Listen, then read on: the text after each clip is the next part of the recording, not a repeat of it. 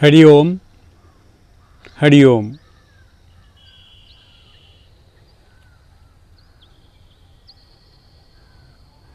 योग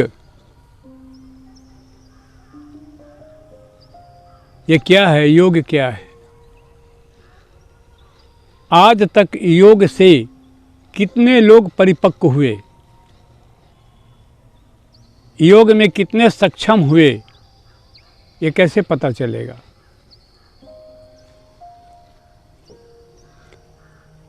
मानव शरीर से जो योग होता है, ये योग क्या है, इसके बारे में बहुत गहराई में जाने की आवश्यकता है।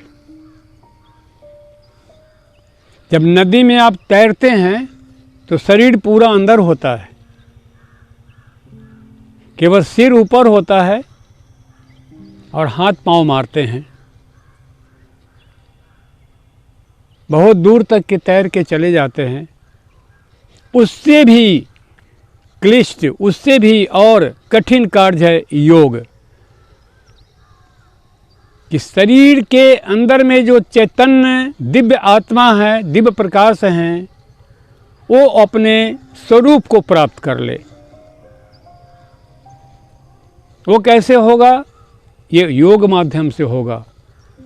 अर्थात या अर्थात शक्ति, यो अर्थात ऊर्ध्वमूल, ग अर्थात ज्ञान। उस परम सत्ता की शक्ति का ज्ञान मनुष्य प्राप्त कर ले, उसे योग कहते हैं। इससे अधिक योग की क्रिया का कोई महत्व नहीं है। योग में भी देश काल और परिस्थिति के अनुरूप विभाजित किए गए दो प्रकार के योग हैं। एक है अष्टांग योग, दूसरे हैं साष्टांग योग।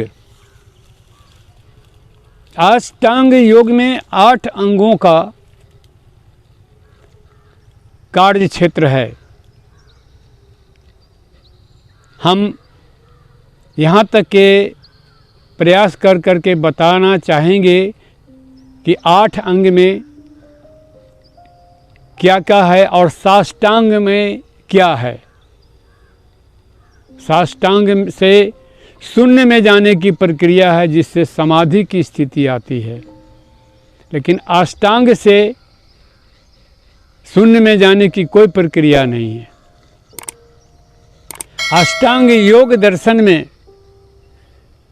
योग वशिष्ठ जी ने पतंजलि जी से इतना ही कहा कि आप अष्टांग योग में निपुण हो जाएं। 8 अंगों वाले इस शरीर के अंदर में जो दिव्य चैतन्य जीव आत्मा है, उसका दर्शन करते हुए कुंड अनल में स्थापित जो अनलनी है ऊर्जा, उसको जागरूक करके, उसको जागृत करके ऊर्ध्वमूल मध्य शाखा श्रोत्रम, हम ऊपर की गति को कुंडलनी, कुंड अनल अनलिनी, अर्थात जो हमारी ऊर्जा गुह्य द्वार पर स्थापित है, उसको हम चक्र भेदन क्रिया से अपने इस अंगों से बाहर निकाल करके और सहस्राचार चक्र तक होते हुए, सहस्राचार चक्र को पार करते हुए भंवर गुफा में प्रवेश कर जाएं। ये भंवर गुफा क्या है, इसका वर्णन नहीं है। ये आनंद की सत्ता है, सच्ची चित आनंद घन परमात्मा की सत्ता है। अगर आप पूर्व के जो हमारे भारत में या सृष्टि में आए हुए संत कबीर साहब की वाणी को अगर देखेंगे, सुनेंगे, श्रवण करेंगे, उसके अंदर प्रवेश करेंगे, तब आपको बोध होगा कि कहो कहाँ लौ जाए,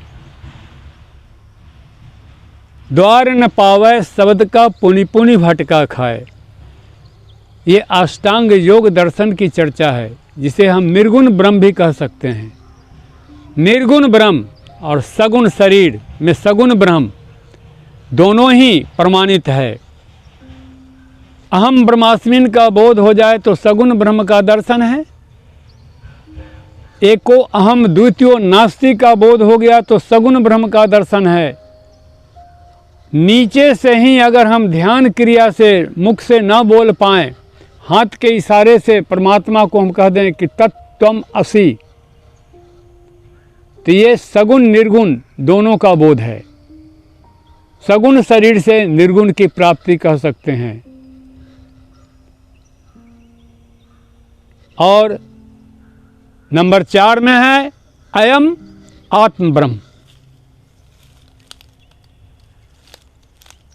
इसे बोलना नहीं है, यही है सत्य चित आनंद घन परमेश्वर का दिव्य दर्शनम।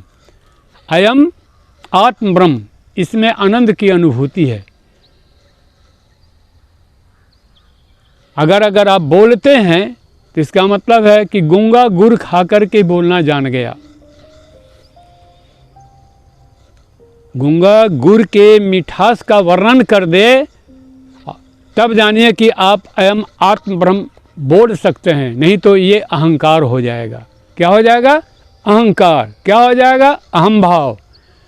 मद में चूर होकर के लोग एक दूसरे को देख रहे हैं। आज के कलयुग में संत लोग, ऋषि लोग, महर्षि लोग उपाधि लेकर के कि मैं ब्रह्म ज्ञानी हूँ, मैं ब्रह्म बोधि हूँ, और वो कहाँ चले जा रहे हैं? वहीं जा रहे हैं जहां अष्टावक्र जी ने भेजा था कि सब चमार है। च से चाम, म से मांस और रस से रक्त का बना हुआ शरीर है। ये कोई ब्रह्मज्ञानी नहीं है। आज इसलिए भारत के अंदर में जितने भी ऐसे लोग हैं जो अहंकार बस अपने मद में चूर होकर करके अहम भाव के कारण अपनी योग माया से सब कुछ अर्जित कर लिए हैं, वैसे लोगों को शिष्य बना लिए हैं जो प्रेम मार्गी हैं, भोग मार्ग में संलिप्त हैं। और आने दो, कितना धन आएगा? एक बार में एक मनुष्य जो एक बार श्वास खींचने की क्रिया है उसमें 2 श्वास नहीं खींच सकता। आज आपके सामने इस सूखे शरीर से हीरोज चैनल के माध्यम से मैं बता रहा हूं कि एक बार में 2 श्वास का अधिग्रहण नहीं किया जा सकता। इसको अपरिग्रह कहते हैं। अष्टांग योग दर्शन में यम, नियम, आसन, प्राणायाम, प्रत्याहार, धारणा, ध्यान और समाधि, ये 8 चैनल हैं, 8 सीढ़ियां हैं। इसको पार करना पड़ता है, जिसमें एक यम की 5 श्रेणी है। शौच, संतोष, स्वाध्याय, तप और अपरिग्रह। अगर यम को जानना है तो आपके शरीर में है यम अर्थात यमराज, कि शौच, संतोष, स्वाध्याय, तप, अपरिग्रह, ये 5 जिसके शरीर के अंदर व्याप्त है वो यमराज से वंचित नहीं है। इसी प्रकार से यम के बाद नियम है। नियम की भी 5 सीढ़ी है, 5 अवस्थाएं हैं। अहिंसा, सत्य, अस्तेय, ब्रह्मचर्य और ईश्वर शरणागति। जब तक हम ईश्वर को संपूर्ण शरणागत नहीं हो पाते हैं तब तक आपका नियम का पालन कभी नहीं होगा। और ये नित्य करना है, यम नियम। तीसरा है आसन। सुख आसन में बैठ कर के ये सब करना पड़ता है, जो आज के कली काल में लोगों के पास में त्याग नहीं है, ज्ञान आविर्भाव नहीं हो रहा है, वो योग से दूर होते चले जा रहे हैं। यम, नियम, आसन, प्राणायाम, प्राण का आना और प्राण का जाना।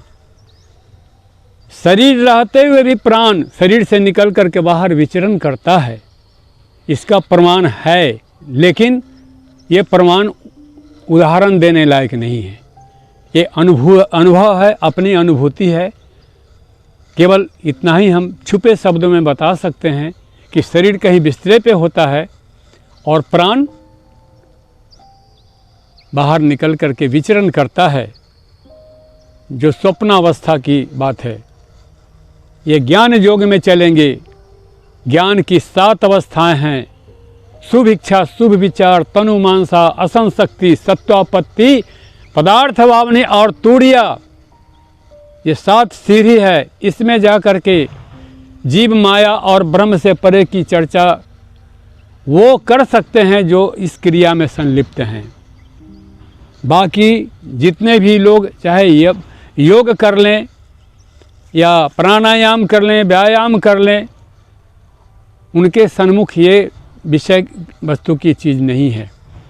फिर 7 अवस्थाओं के बाद है अष्टम, वो है तुरीयातीत, अर्थात कहाँ से सृष्टि चली है वहाँ तक पहुँचने की क्रिया है, जो भगवान श्री कृष्ण ने उनको ले जा कर के दिखलाया था, जो बाणसैया पर सोए हुए थे। उनका नाम मैं नहीं बोल सकता कि बाणसैया पर जो सोए हुए थे वो शरीर से थे। उनके अंदर की चेतन आत्मा को श्री कृष्ण लेकर के चले गए थे 100 जन्म पीछे। उनको दिखलाया था कि अपने कर्मों का आप जो ये फल पा रहे हैं बाणसैया पे, देखिए कि आपने पीछे क्या क्या किया है। आज, अभी और अब हम पूरे विश्व स्तर के जितने योगी जन हैं, संत जन हैं,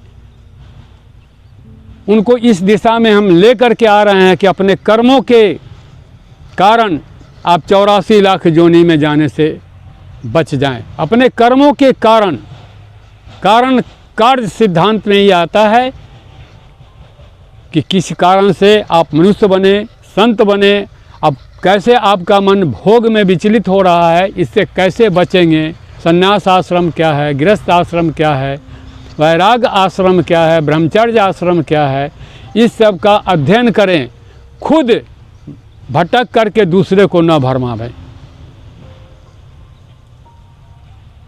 आज ब्रह्मज्ञानी, ब्रह्मचर्य से ब्रह्मज्ञानी होने का, दिव्यदर्शी होने का, दिव्य आत्मद्रष्टारो भव होने का दावा ठोकने वाले साधु संत, हम आपको प्रणाम करते हैं, हम आपको नमस्कार करते हैं, हम आपको ईश्वर की तरफ से क्षमा मांगते हैं कि कलयुग को और बढ़ावा ना दें। इससे क्या होगा कि आप धनवान बन जाएंगे। बहुत बड़ी बड़ी हस्ती आपके शरण में आके सिर पटकेगी, लेकिन ना आप भवसागर तरेंगे ना वो भवसागर तरेंगे। आप भी डूबेंगे, उनको भी डुबाएंगे जो आपके शरण में कुछ जानने के लिए, कुछ प्राप्त करने के लिए आए हैं। शक्ति और सत्ता का आविर्भाव शरीर से श्रृंगी ऋषि जी को हुआ था, जिन्होंने पुत्र यष्टि यज्ञ करा करके राम, लक्ष्मण, भरत, शत्रुघ्न और हनुमान का अवतार करा दिया। उन्होंने सिद्धि प्राप्त करने की तपस्या नहीं किया था।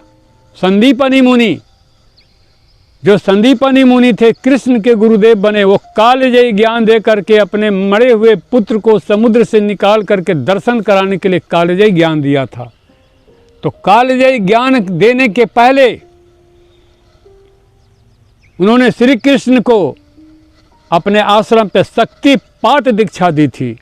शक्तिपात दीक्षा देने वाले अभी भारत के अंदर में हैं गुरु, जो शक्तिपात देते हैं, अर्थात अपनी शक्ति को अपने शिष्य के शरीर में प्रवेश कराना ही शक्तिपात दीक्षा है। तब कालजयी ज्ञान का आविर्भाव हो सकता है। ये दिव्य दृष्टि में योग जाएंगे, योग में तब पता चलेगा, तब जानकारी होगी कि जो आप लोगों तक ये दिया जा रहा है, अद्भुत चीज़ दिया जा रहा है, ये किन किन लोगों को काम आएगा। शक्तिपात दीक्षा, कालजयी ज्ञान, दिव्य दृष्टि, दिव्य ऊर्जा में दिव्य आत्मदर्शनम, पंचम वेदवित ज्ञान, इन सारी चीज़ों की खोज आप स्वयं करें और इस कली काल से अपने चैतन्य आत्मा को बचा लें, उस ऊर्जा को बचा लें जो 84 लाख योनियों में प्रवेश से बच जाए और 4 खंडों में ना जाए, अंडज, पिंडज, स्वेदज और उद्भिज। ये 4 प्रकार की हमारे सृष्टि है, इससे बच जाए। इसके लिए क्या करना होगा? बस समर्पण।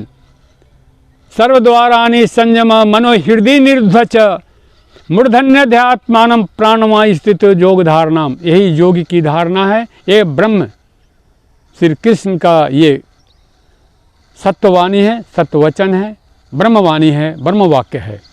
हरि ओम।